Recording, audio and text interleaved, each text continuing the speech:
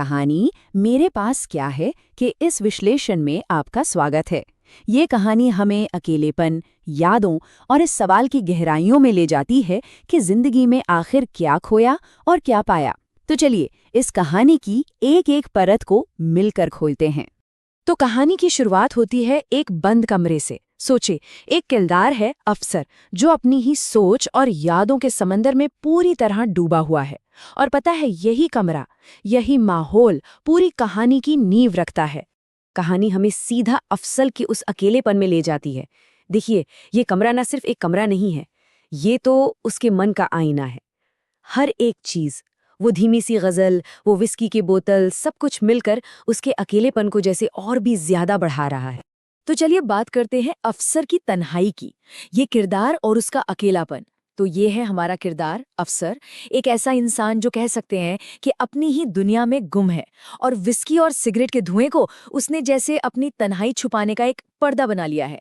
उसकी आंखें तो टिकी हैं दीवार पर लगी एक पेंटिंग पर उसका दिमाग, वो तो कहीं बहुत दूर यादों के किसी सफर पर निकल चुका है। वो अपनी ही दुनिया में इतना खोया हुआ है कि उसे आसपास का कुछ होश ही नहीं। और तभी फोन की घंटी बजती है और वो गहरी खामोशी टूट जाती है। और फोन पर है सीमा। उसकी आवाज मानो बाहर की दुनिया से कनेक्शन है, एक ऐसी आवाज जो अफसर के अकेलेपन की उन मोटी दीवारों को चीरकर उसे एक लम्हे के लिए ही सही हकीकत की दुनिया में वापस खींच लाती है।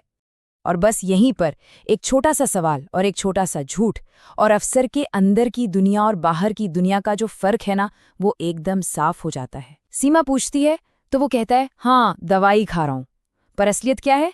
हाथ में तो विस्की का ग्लास है। ये मामूली सा झूठ असल में उसके गहरे अकेलेपन को बयां कर जाता है।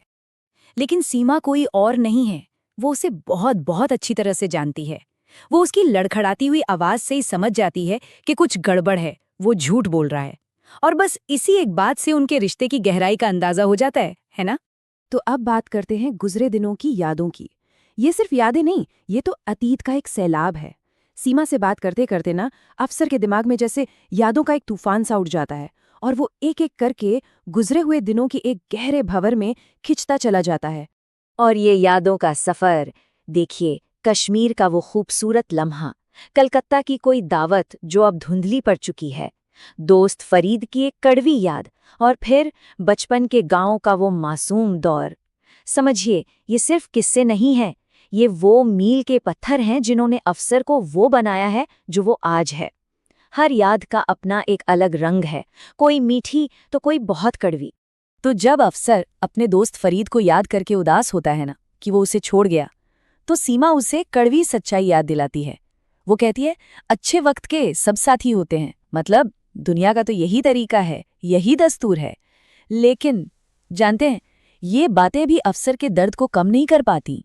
और फिर उसका मन भागकर सीधा पहुंच जाता है अपनी गांव, अपनी बचपन में। माँ, बाप, बकरियां, वो वक्त जब सब कुछ कितना आसान, कितना खूबसूरत था। एक ऐसी दुनिया जो अब सिर्फ एक मीठी धुंधली सी याद बनकर रह गई है। तो यादों की इन गलियों से गुजरते हुए कहानियां पहुंचती है आज पर।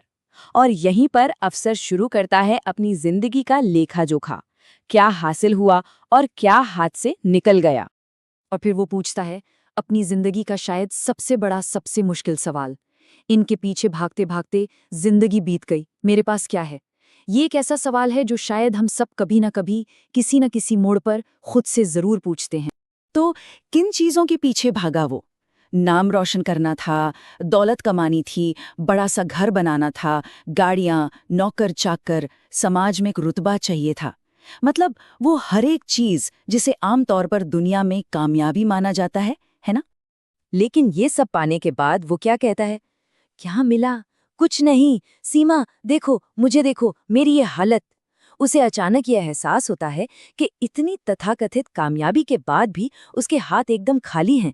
ऐसा लगता है जैसे सारी भागदौड़ में वो असल जिंदगी को जीना ही भूल गया। और फिर वो तुलना करता है अपने कल और आज की। एक वक्त था जब वो घंटों कुश्ती लड़ता था, और आज पैर लड़खड़ाने लगते हैं। कभी घोड़े को थका देता था, और आज खुद की सांस उखड़ने लगती है। ये जो फर्क है ना, ये उसके दर्द और अफसोस को और भी ज्यादा, बहुत ज्यादा बढ़ा देता है। और अब कहानी का आखिरी मोड़, हकीकत या ख्वाब।